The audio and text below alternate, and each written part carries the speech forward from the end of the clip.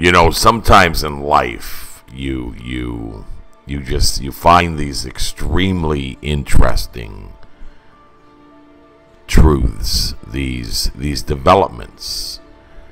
And one of my viewers on a recent video that I did about flat Earth and why would they lie, one of my viewers by the name of Christopher Leary brought to my attention this document. Now, I do remember hearing about this before and for whatever reason didn't pursue it. But I find this extremely powerful, especially in the recent coming events of how this flat Earth truth has exploded throughout the world. You know, there was a small handful of flat earthers not long ago.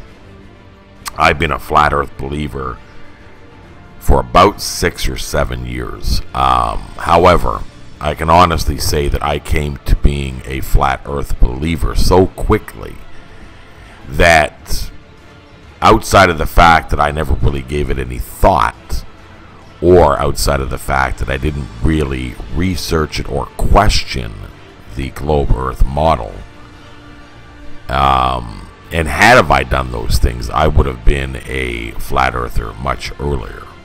It didn't take me a whole lot of study or investigation to believe that we are being deceived about the shape of this Earth. But I can barely even get NASA out of my mouth. This is one of the most deceiving entities this world has ever known. I mean, this is literally a deception. And NASA in Hebrew means deceiver. These are deceivers, 100%, absolutely deceiving. That's what they do. But even within deceptions, if you dig deep enough, you're going to find truths. You're going to find those hidden Easter eggs, those little nuggets. And that's exactly what has happened in this document. So this is a NASA reference publication, 1207 from August of 1988. Now, I'm not going to give the delusion that I know how to explain the math here, but this is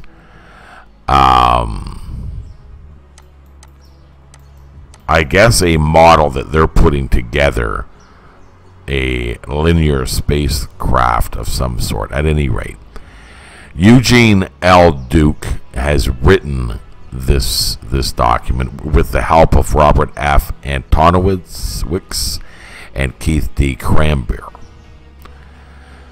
This is at the Ames Research Center, Dryden Flight Research Facility, Edwards, California. And this is NASA, National Aeronautics and Space Administration. I think it means never a straight answer, but that's just my sarcasm. So anyways, let's get into this. This has, you know, all of the mathematics, I guess, for the design of this spacecraft that they were designing in 1988. I'm going to go down here so that we can just take a look at what's going on here. Yeah, you see all of these equations and all of this math, and this is not something I would understand. This isn't my forte. I like how they mention the matrix in here quite a bit, though. They talk about the matrix that transforms angular velocities in the Earth-fixed axis system into body axis angular velocities is defined by, and then there's your math equation. But okay, so I'm not going to be able to explain the math here, but I don't need to, because that's not even what we're looking at here. We're going to go right down to the bottom of the page. I believe that it's page 102. Yeah, I believe that we're going to go down to page 102. If my computer would catch up to me. There we go.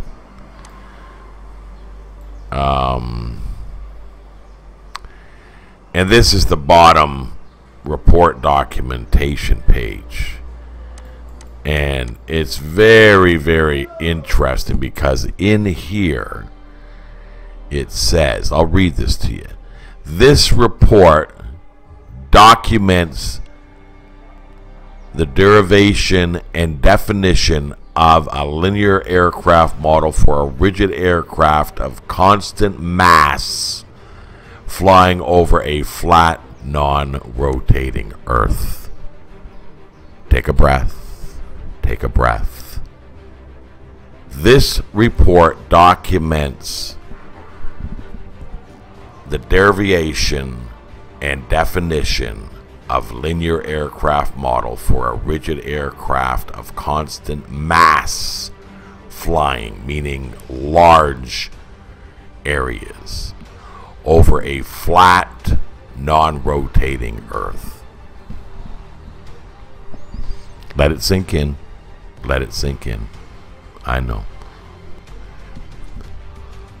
Because from there, I went and looked at their names just to make sure that these guys are legitimate.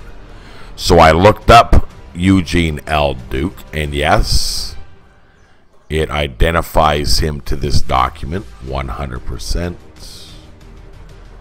Yep, it identifies him to the document. And then I looked up a second one just to make sure, and his name as well, WorldCat Identities, also derivation and definition of linear aircraft model by Eugene L. Duke. So he also is identified here in 1988, which is when this was all done, and this is when they stated, and we'll take one last look, they stated mass flying over a flat, non-rotating Earth. That means the Earth is flat and non-rotating. Non-rotating. Flat, non-rotating. This is NASA in 1988. Like I said, take a deep breath and let it sink in.